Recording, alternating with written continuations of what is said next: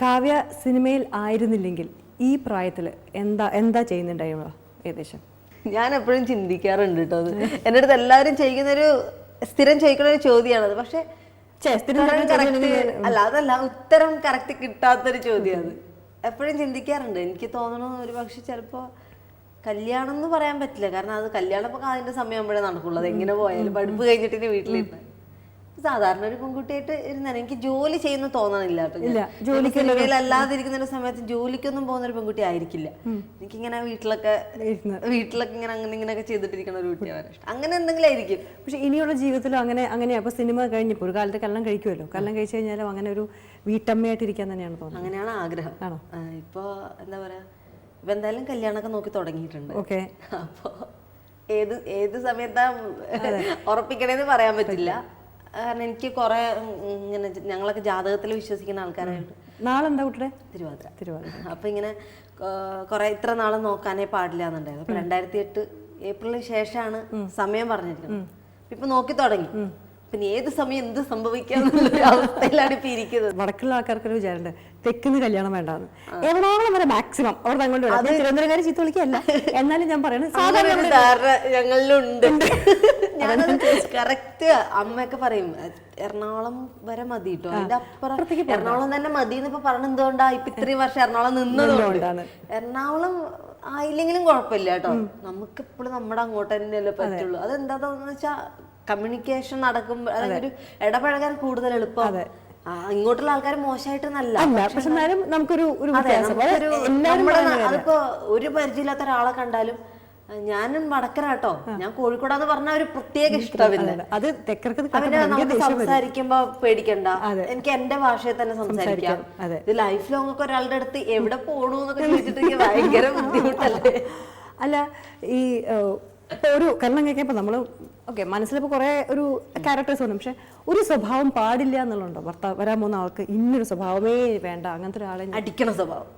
കാരണം എനിക്കത് ഇഷ്ടംപോലെ അല്ലെ. എനിക്ക് എന്താ വെച്ചാല് ആഗ്രഹം അങ്ങനെ ഭയങ്കരമായിട്ടുള്ള ആഗ്രഹങ്ങളൊന്നുമില്ല.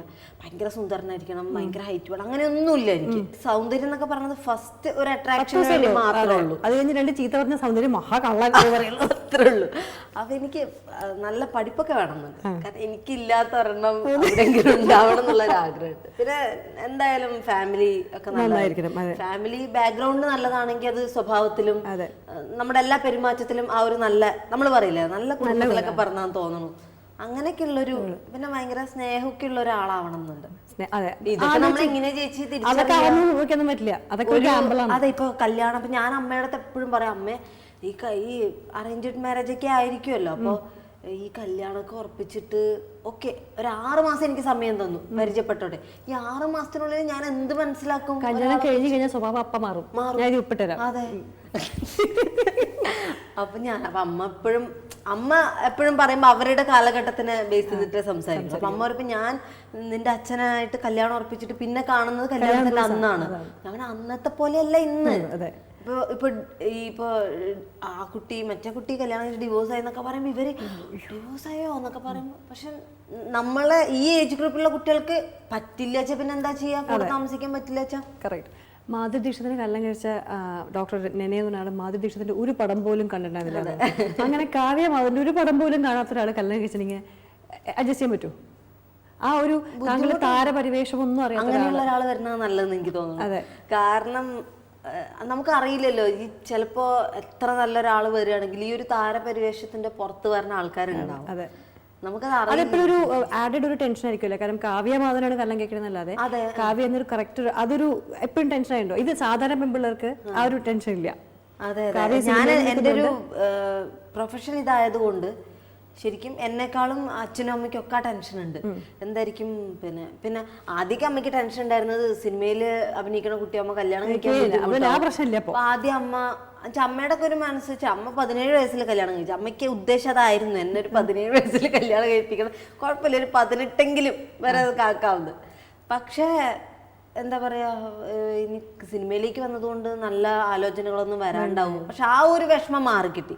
വന്നിട്ടുള്ള പ്രൊപ്പോസലുകളെല്ലാം നല്ല എഡ്യൂക്കേറ്റഡ് ആയിട്ടുള്ള ആൾക്കാർ. അപ്പൊ ആ ഒരു സമാധാനം. പക്ഷെ ഇനിയിപ്പോ ടെൻഷൻ സിനിമയിൽ നിന്ന് പോകുമ്പോ അത് ഉൾക്കൊള്ളാൻ കുറച്ച് ബുദ്ധിമുട്ടാണ്. നമ്മളിപ്പോ എത്ര പഠിപ്പ് എന്ന് പറഞ്ഞാൽ എത്ര പുറത്ത് ജീവിച്ച ഒരാളാണെങ്കിലും ചിലർക്ക് പക്കായി ഉള്ളിലോട്ടുള്ള ആൾക്കാരുടെ ഒരു ചിന്താഗതി ഉണ്ടാവും. നീലേശ്വരത്തെ ജീവിതം എങ്ങനെയായിരുന്നു? ഇപ്പൊ ഇവിടെ ഇരിക്കുമ്പോ അങ്ങനെ പോണം അങ്ങനെ, പക്ഷെ പോയി കഴിഞ്ഞ പിന്നെ ഇങ്ങോട്ട് വരും ഭയങ്കര സങ്കടം. അതൊരു എന്റെ ജീവിതത്തിലെ ഏറ്റവും നല്ല അനുഭവങ്ങൾ എനിക്ക് ഉണ്ടായിട്ടുള്ളത് അവിടെ വെച്ചിട്ടാണ്. നമ്മുടെ വടക്ക് മാത്രമായിട്ടുള്ള ചില ആഘോഷങ്ങള്, അമ്പലത്തിൽ ഏകദേശം പെട്ടെന്ന് ഓർമ്മ വന്ന ആഘോഷങ്ങൾ, മിസ് ചെയ്യുന്ന ആഘോഷങ്ങൾ അവിടെ ഞങ്ങളുടെ ഒരു പൂരം ഉണ്ട് അവിടെ. ഈ തൃശ്ശൂർ പൂരം ഒന്നും അല്ല കേട്ടോ, അത് ബെസ്റ്റ് പൂരാണ് തൃശ്ശൂർ പൂരം. ബെസ്റ്റാണ്, ഞാൻ മോശന്നല്ല പറഞ്ഞത്. ആ തൃശ്ശൂർ പൂരം എന്ന് വെച്ചാൽ വേറെ തന്നെ. പക്ഷെ എല്ലാരും സംശയിക്കും, ഓ അവിടെ ഉണ്ടോ പൂരം. പക്ഷെ ആ പൂരം എന്ന് പറയുന്നത് ഈ ചെറിയ പെൺകുട്ടികള്, വയസ്സറിയിക്കാത്ത കൊച്ചു പെൺകുട്ടികള് വ്രതം 10 ദിവസം വ്രതം എടുത്തിട്ട് കാമദേവനെ പൂജിച്ചുകൊണ്ടുള്ള ഒരു പൂജയാണ്. പക്ഷെ അന്നേരം അറിയില്ലല്ലോ ചേച്ചി, കാമദേവൻ ഒരു ദൈവമാണ് എന്നുള്ള വിശ്വാസത്തില് നമ്മളൊക്കെ അവിടെ പിന്നെ അപ്പൊ രാവിലെ 10 ദിവസം നോണൊന്നും കഴിക്കാൻ പറ്റില്ല. അതന്നെ എന്നെ സംബന്ധിച്ചിടത്തോളം വലിയൊരു, ഞാൻ നോണിന്റെ ആളാ. അപ്പൊ 10 ദിവസം ഒന്നും അങ്ങനത്തെ ഒന്നും കഴിക്കാൻ പാടില്ല. രാവിലെ കുളിച്ച് ദേഹം മൊത്തം ഭസ്മൊക്കെ തൊട്ട്, അപ്പൊ മുണ്ട് കൊടുത്തിട്ടാണ്. അപ്പൊ കുഞ്ഞു പ്രായത്തിൽ മുണ്ട് മാത്രമേ കൊടുക്കുള്ളൂ. ദേഹം മൊത്തം ഭസ്മൊക്കെ തേച്ചിട്ട് ഇങ്ങനെ താലല്ല, ഒരു പള്ളിയറയുണ്ട് ഞങ്ങളുടെ അവിടെ, കോയിത്തട്ട വളപ്പില് തെയ്യൊക്കെ നടക്കുന്ന ഒരു പള്ളിയറയുണ്ട്. ആ പള്ളിയറയുടെ അകത്ത് കാമദേവനെ ഉണ്ടാക്കി വെക്കും. അതായത് അവിടെ ഇങ്ങനെ പൂവൊക്കെ, ഒരു പൂരത്തിന് മാത്രം ഇടുന്ന ഒരു പൂവ് ആ സമയമാകുമ്പോ പൂക്കും. അത് പക്ഷെ ഞാൻ അവിടെ മാത്രമേ കണ്ടിട്ടുള്ളൂ. കറക്റ്റ് ആ ഒരു കാലഘട്ടം ആവുമ്പോ ആ പൂവ് അപ്പൊ ഈ സമയത്ത് അന്നേരം എന്റെ ഫോട്ടോ ഒക്കെ ആദ്യമായിട്ട് പത്രത്തിലൊക്കെ വരണത് അങ്ങനെയാണ്. കാരണം ഈ ആ പൂരത്തിന്റെ തലേ ദിവസം വരും പത്രത്തിന്. അപ്പൊ അങ്ങനെ പൂ പറിക്കണം പോലെ ഇങ്ങനെ ഒരു ഫോട്ടോ ഒക്കെ എടുത്തിട്ട് അതൊക്കെ ഉണ്ട് കേട്ടോ ഇപ്പോഴും കയ്യില്. അപ്പൊ അതാണ് ആദ്യമായിട്ട് എന്റെ ഇത് പേപ്പറിൽ വന്നിരിക്കുന്ന ഒരു ഫോട്ടോ എന്ന് പറയാനുള്ള അതൊക്കെ. അപ്പൊ ഇങ്ങനെ 10 ദിവസം ആ വീട്ടിൽ നിന്നാണ് ഭക്ഷണം കഴിക്കേണ്ടത്, വീട്ടിൽ നിന്ന് കഴിക്കാൻ പാടില്ല. അപ്പൊ നോൺ അല്ലെങ്കിൽ എന്താ കഴിക്കാൻ? ചോറും സാമ്പാറും. എന്താ വെച്ചാല് ഇത് രാവിലെ ആണെങ്കിൽ ദോശ, എന്നിട്ട് സ്കൂളിൽ പോകും. വൈകുന്നേരം വന്നിട്ട് വീണ്ടും കുളിച്ചിട്ട് വൈകുന്നേരം വന്നിട്ട് പൂവിടണ്ട, കനല് കാണിക്കണം. കാമദേവന് കനലാക്കിയിട്ട് ഇങ്ങനെ ഒഴിഞ്ഞിട്ട് 3 പ്രാവശ്യം കുരുവി ഇടണം. കുരുവിടാന്നല്ലേ നമ്മള് കൂക്കാന്ന് പറയും. അതപ്പോ ഓരോ ദിക്കിലേക്ക് തിരിഞ്ഞു നിന്നിട്ട് കുട്ടികള് ചെയ്യണം. അത് ആ കുട്ടികൾ അത്ര പ്രായമുള്ള പെൺകുട്ടികളെ പാടുള്ളൂ. 10ാമത്തെ ദിവസം എന്ന് പറയുന്നത് പൂരംകുളി. പൂരംകുളിയാണ് കൈ നിറച്ചും വളയൊക്കെ ഇട്ടിട്ട് അന്നൊരു പൂരം കഞ്ഞി വെക്കും. അപ്പൊ അന്ന് ആ തറവാട്ടിലത്തെ എല്ലാ കുട്ടികളും വരും. അത്ര വരെ നമ്മുടെ ആ വളപ്പിലുള്ള കുട്ടികൾ മാത്രമേ ഉണ്ടാവുള്ളൂ. അന്ന് ആ തറവാട്ടിലെ എല്ലാ കുഞ്ഞു വാവുകൾ വരെ മോതിരമൊക്കെ നമ്മുടെ ഇവിടെ ഒരു വയസ്സായ വല്യമ്മ ഉണ്ടാവും. അപ്പൊ ഇങ്ങനെ അതിനകത്ത് നിൽക്കാൻ പറ്റില്ല. അപ്പം പുറത്ത് മുറ്റത്ത് ഇങ്ങനെ ക്യൂ പോലെ നിർത്തിക്കും. ചമണം മറിഞ്ഞിരുന്ന് ഒരു മോതിരം ഇങ്ങനെ ഇവിടെ വെച്ചിട്ട് പാലിങ്ങനെ ഒഴിക്കും മോതിരത്തിലേക്ക്. അതൊക്കെ ഒരു ചടങ്ങാണ്. എന്തിനാണ് അത് എന്നുള്ളതിനൊരു, അത് കഴിഞ്ഞിട്ട് എല്ലാവരും കൂടി വലിയ വട്ടത്തിൽ നിന്നിട്ട് അപ്പൊ പിന്നെ അത് കഴിഞ്ഞിട്ട് പൂരക്കഞ്ഞി എന്ന് പറഞ്ഞിട്ടൊരു നല്ലോണം തേങ്ങയൊക്കെ ഇട്ടുണ്ട് ഭയങ്കര ഫേവറേറ്റ് ആയിട്ടുള്ള ഒരു ഡിഷാണ്. അത് കഴിക്കും. അതും ആ വീട്ടിൽ തന്നെ കഴിക്കും. അപ്പൊ അന്നത്തെ പ്രത്യേകത എന്താ വെച്ചാൽ അപ്പോഴേക്കും അതിനു മുമ്പേ തളിരമ്പലത്തിലെ ഉത്സവവും കാവില് ഉത്സവവും തുടങ്ങിയിട്ടുണ്ടാവും. 2 സ്ഥലത്തും തീരണതും അന്നാണ്.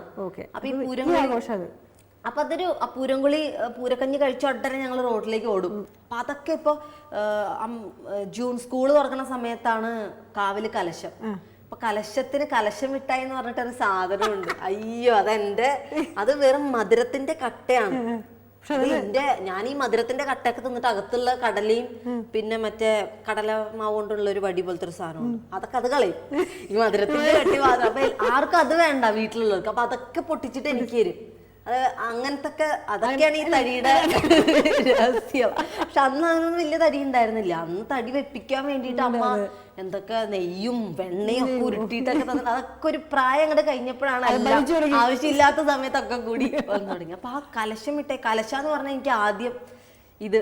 അപ്പൊ കലശത്തിന്റെ അവസാന ദിവസം ചന്ത എന്ന് പറഞ്ഞിട്ട് മാത്രം ഒരു ദിവസം. അന്ന് ചന്ത മാത്രം നമുക്ക് സാധനം വാങ്ങിക്കുന്ന ദിവസം. അപ്പൊ അതൊക്കെ ഓരോ സാധനങ്ങള് ഓരോരോ ഗാനമേളകളൊക്കെ ഉണ്ടാവും. അപ്പൊ കാവ്യക്ക് ഉണ്ടാകുന്ന ഒരു പെൺകുട്ടി ഉണ്ടെങ്കിൽ ആ കുട്ടി എന്തായാലും ഈ ഒരു ഇതിന് കൊണ്ടെടുത്തോ? എന്റെ അമ്മേന്റെ ഒക്കെ അഭിപ്രായത്തിൽ അമ്മ പറഞ്ഞ എനിക്ക് ഉണ്ടാവണ ഏത് കുട്ടിയാണെങ്കിൽ ഞങ്ങളെ ഏൽപ്പിച്ചോളൂ, എന്നാലും അവള് നല്ല കുട്ടിയായിട്ട് വളരുള്ളൂ, നിന്റെ അടുത്ത് നീ വളർത്തണ്ട എന്ന് പറഞ്ഞു. അത് ഈ നാട്ടിലെ എല്ലാ നീലേശ്വരത്തൊക്കെ ആണെങ്കിൽ ഒക്കെ എനിക്ക് സന്തോഷം. അങ്ങനെയൊക്കെ വളരണം. അതുകൊണ്ടാണ് എനിക്കിപ്പോ എന്താ പറയാ, ഞാനൊക്കെ പഠിച്ച സ്കൂള് ഭയങ്കര വലിയ സ്കൂളിലൊന്നും അല്ല. ഞാൻ സാധാരണ സ്കൂളിൽ പഠിച്ച സാധാരണ കുട്ടിയായിട്ട് വളർത്തിയത് തന്നെ. ഇപ്പോഴും നീലേശ്വരം ഞാൻ 5 തൊട്ട് 10 വരെ പഠിച്ച നീലേശ്വരം രാജാസ് ഹൈ സ്കൂൾ, 1 തൊട്ട് 4 വരെ GLP സ്കൂൾ. എല്ലാ തലത്തിലുള്ള ആൾക്കാർ പഠിക്കുന്ന ഒരു സ്കൂളാണ്. ചിലപ്പോൾ സാമ്പത്തികമായിട്ടും നാട്ടിൽ തന്നെ വലിയ വലിയ ആൾക്കാരും സാമ്പത്തികമായിട്ടും അങ്ങ് ഹൈ റിച്ച് ഉള്ള ആൾക്കാരും ഒരു യൂണിഫോമിന് പോലും വകയില്ലാത്ത ഉച്ചക്കഞ്ഞിക്ക് വേണ്ടിയിട്ട് മാത്രം പഠിക്കുന്ന കുട്ടികൾ വരെ ഇവരുടെ ഇടയിൽ കിടന്നിട്ടാണ് ഞാൻ വളർന്നത്. അതുകൊണ്ട് എനിക്കെന്താ എല്ലാം അന്ന് തൊട്ടേ ഇപ്പൊ നമുക്ക് ഉണ്ടാവുന്ന ഡ്രസ്സ് ആ കുട്ടിക്ക് കൊണ്ടു കൊടുക്കുക. അപ്പൊ ആ ഒരു എനിക്ക് ഭയങ്കര ആഗ്രഹമായിരുന്നു ഉച്ചക്കഞ്ഞി കുടിക്കാൻ. പക്ഷെ നമ്മളാ പേരിലില്ല. പാവപ്പെട്ട കുട്ടി ആയെങ്കിലും ഉച്ചക്കഞ്ഞി. അപ്പൊ ഞാൻ വീട്ടില് ഭക്ഷണം കഴിക്കില്ല. ഭക്ഷണം കഴിക്കാൻ ഭയങ്കര ഇതായിരുന്നു. അമ്മ പ്രത്യേകമായിട്ട് സ്കൂളിൽ വന്നിട്ട് സാരില്ല ടീച്ചർ ഇവളെയും കൂടി ആ പേരിലൊന്ന് ചേർക്കണം, അല്ലാണ്ട് കഴിക്കില്ല എന്ന് പറഞ്ഞിട്ട് ഭക്ഷണം കഴിക്കാൻ വേണ്ടിയിട്ട് എനിക്ക്. അപ്പൊ അന്ന് ഭക്ഷണം കഴിക്കാൻ തുടങ്ങി. കഞ്ഞി എല്ലാരും കൂടി ഇരുന്നിട്ട് ഉച്ചക്കഞ്ഞി കുടിക്കുക എന്നൊക്കെ പറയുമ്പോ രസല്ലേ. ഒരു പ്രാവശ്യം ഒരു പുഴുവിനെ കിട്ടി, അതോടെ നിർത്തി. ഒരു വയസ്സായ ഒരു അമ്മൂമ്മ ഉണ്ടാക്കണം. ഞങ്ങളിങ്ങനെ അപ്പൊ ഞങ്ങളുടെ നാട്ടില് പുഴുവിനെ പുതു എന്ന് പറയും. പുതു എന്നാണ് വയസ്സായിട്ടുള്ള ആൾക്കാരൊക്കെ പറയാം. അപ്പൊ പിന്നെ അതില്ലേ കഞ്ഞിയിലൊരു പുഴു ഉണ്ടായിരുന്നു. ഇതെന്ന് പുതുവാ, പുതു ഉണ്ടായിന്നാ? അതെ, പുതുവല്ല മധു രണ്ട് ചീത്ത. ദൈവമേ. പിന്നെ ഞാൻ ഒന്നും പറഞ്ഞിട്ട് നമുക്ക് ടീച്ചറോടൊന്നും പറയണ്ട, അന്നോടെ നിർത്തി. കഞ്ഞിയൂടി എന്റെ കഞ്ഞിയൂടി അതോടെ നിർത്തി.